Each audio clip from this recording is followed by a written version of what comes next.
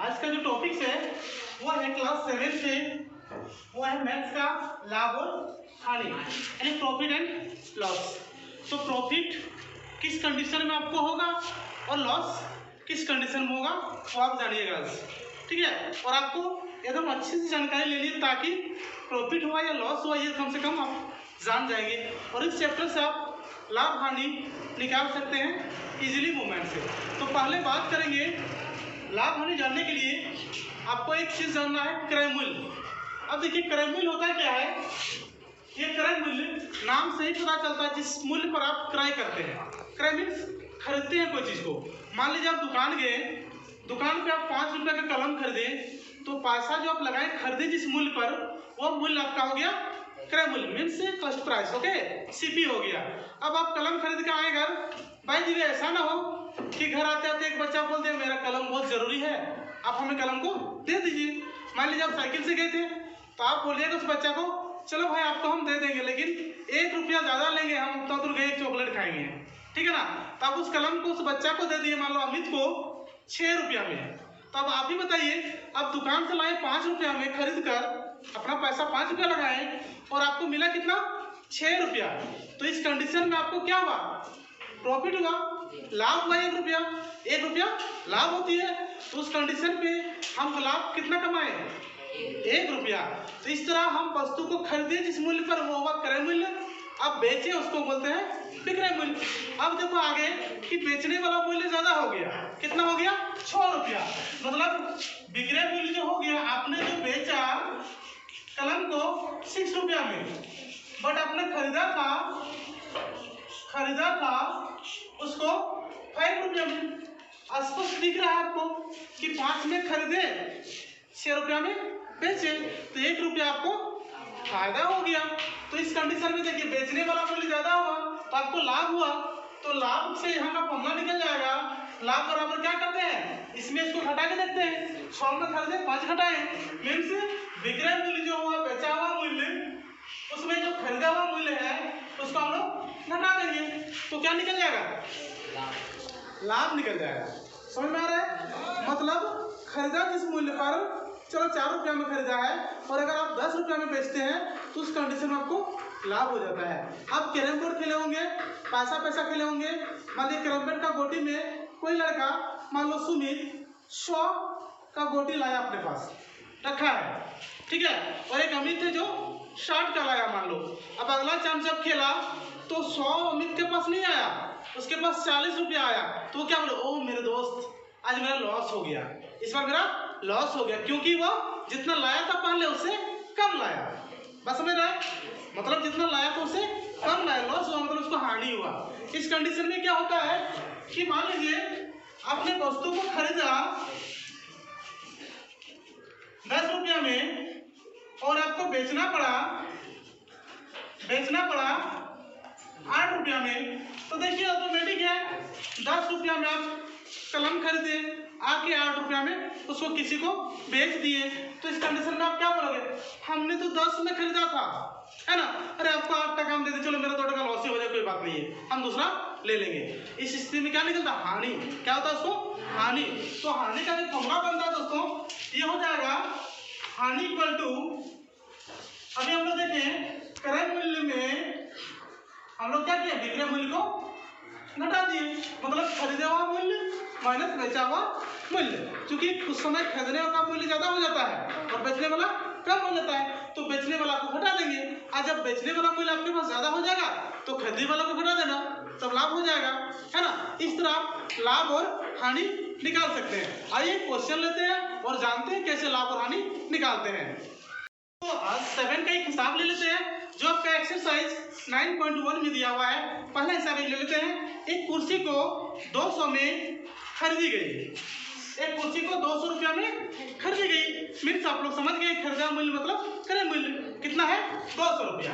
चलिए वस्तु को खरीदा कितना 200 रुपया में, एक कुर्सी खरीदा, ठीक है। अब होता क्या है, मान लीजिए अमित 200 रुपया में कुर्सी खरीदा और वो 250 रुपया में बेचता है, खरीदा कितना में 200 रुपया में और 250 रुपया में बेचता है। देखिए बेचने वाला मूल्य कितना हो गया, विक्रय मूल्य कितना हो गया 250 रुपया। आप लोग देखे होंगे, आप लोग छोटे बच्चे हैं तो दुकान तो जाते ही होंगे।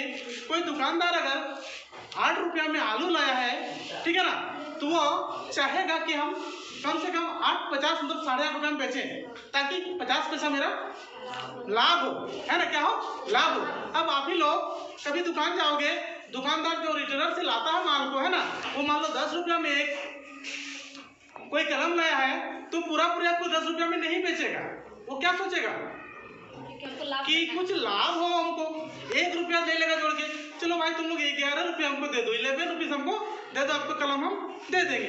तो इस कंडीशन में वो क्या करता है कि नहीं, हमको 1 टका तो लाभ हो रहा है, हम इसको सेल कर देंगे, बेच देंगे, ठीक है ना।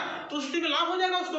दुकानदार क्या करता है, यहाँ देखिए, अमित ने खरीदा था, नाम उसका है अमित। अमित ने खरीदा है 200 रुपया में कुर्सी। अब मेरा गांव आपका गांव लाया, सब बच्चे एक जगह हो गए, एक कुर्सी कितना का है, तो क्या सही दाम बताएगा, नहीं बताएगा, वो 2 टका प्रॉफिट रखेगा, ठीक है ना। कंडीशन समझो, 200 रुपया वो खरीदा है और बोलेगा ठीक है 250 रुपया दाम है, 250 रुपया दाम है, वो कितना लाभ रख के बेच रहा है, 50 रुपया का रख रहा है। तो देखिए यहाँ बेचने वाला मूल्य जो है वो क्या है, ज्यादा है।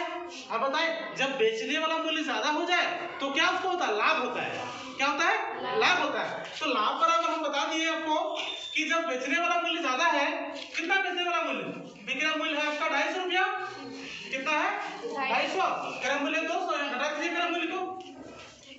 देखिए 250 रुपया माइनस 200 रुपया, आपको कितना आ गया, 50 रुपया लाभ हो गया। क्या हो गया, लाभ। अब लाभ तो निकाल ही लिया, लाभ का परसेंटेज अगर आपको पूछे तो करना कुछ नहीं है, परसेंटेज लाभ आपको निकालना है। तो इस स्थिति में करोगे क्या, जो लाभ हो रहा है 50 रुपया, चलो ऊपर भी लिखते हैं और 100 से गुना करना, क्योंकि परसेंटेज निकालना है, 100 से गुना कीजिए और जो खरीदे थे वो मूल्य को रख दीजिए नीचे। मूल्य कितना था, 200, क्या रखिए 200, ठीक है ना। डबल जीरो कैंसिल, कट गया। देखिए 2 से कटेगा, 2 के 2 2 दूना 4, बचा 1 को यहाँ बेटा 10, 5 दूना 2 आया था, 5 दूना 25, कितना आया 25, यानी इसको लाभ हो जाता है 25% की, है ना। देखो बेचने वाला मूल्य ज्यादा हो गया तो उसको लाभ हो गया। लाभ का अगर परसेंटेज भी बोलेगा तो जो लाभ आया उसको 100 से गुना कर देना और जो खरीदा है ना उसको भाग दे देना। तुमने 5 टका में खरीदा था, 5 टका लिख देना, ओके ना, 5 रुपया लिख देना। हमको लगता है कि समझ में कुछ आ रहा है कि नहीं, है ना। अब आगे बढ़ लेते हैं, हानि का कंडीशन देखते हैं। कंडीशन है, देखिए आप, अगर मान लो अमित थी, अब एक बार क्या हुआ, वो दुकान गया और एक कुर्सी ही खरीदा 250 रुपया में, ठीक है ना। वो लाया, किसी कारण बस उस कुर्सी में थोड़ा सा छेद निकल गया, है ना। अब छेद निकल गया तो क्या कोई आदमी उतना दाम में उसको खरीदेगा, नहीं खरीदेगा। तो अमित बोलो ओह मेरा क्या हो गया, अब क्या करें इस कुर्सी को, बोले चलो कुछ तो आ जाएगा, मतलब 250 में खरीदे, हाँ मैं ठीक है कुछ बर्दाश्त कर लेंगे। तो वो क्या किया, 150 रुपया में सुमित को बेच दिया। कितना बेच दिया, 150 रुपया में सुमित को बेच दिया। अब उस स्थिति में उसको क्या हुआ, खरीदा था 250 रुपया में, 250 में और 150 में उसको बेच दिया उसके पास, सुमित के पास। तो उसको क्या हुआ, छेदा था कुर्सी में, बोला किसी तो हमको इसको सेल करना ही है कभी कभी, है ना, कभी कभी क्षति हो जाती है उसको। तो बोला चलो 100 रुपया हानि हुआ फिर भी हम उसको दे देंगे, मतलब अपना जो बोझा बंधा हुआ गाड़ी में उसको खाली कर देंगे। मतलब वो क्या किया, बेच दिया कितना में, 150 रुपया में। है तो खरीदने वाला मूल्य ज्यादा है 250 रुपया, बेचने वाला कम है, तो उसको तो हानि होगा ही, है ना। तो हानि का मैंने फॉर्मूला पहले भी बता दिया था, हानि इक्वल टू क्रय मूल्य माइनस बिक्री मूल्य। ओके, क्रय मूल्य है 250 रुपया और ये 150 रुपया, घटा के लिखिएगा आपको 100 रुपया मिलेगा। 100 रुपया क्या आया, हानि। यानी अमित को कितना हानि हो गया था, 100 रुपया उसको लॉस लग गया था। क्यों लगा था, किसी कारणवश कुर्सी उसका टोटल था, छेद था, है ना, उतना दाम में वो नहीं बेच पाया, है ना, इसलिए लॉस हो गया उसको।